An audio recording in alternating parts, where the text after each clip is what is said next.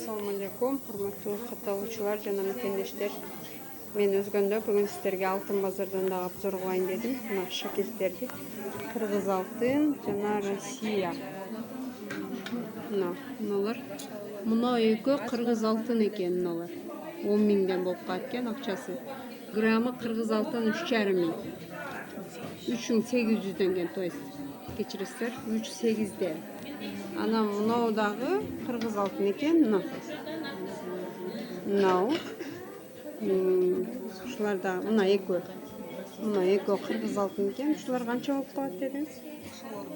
Ушулар 8 миң, мыналар. Мына экөө 8 миңден экен. Мынау 9,5 миң болуп калат экен. Россиянын граммы колдон алынса 5,5'дан экен.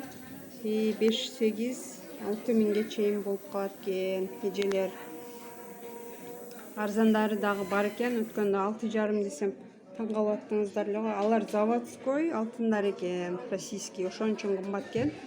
Колдон алынгандар кичине арзан түшүп калат дейт. Анан российский мынау канча болуп калат эже?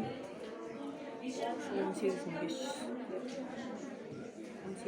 Мынау 18.500 болуп калат экен. Мына граммы көбүрөөк. Мынакей. Көрүңүздөрчү, аябай жакшынакай шакеттер бар экен. Алып тагыңыздар.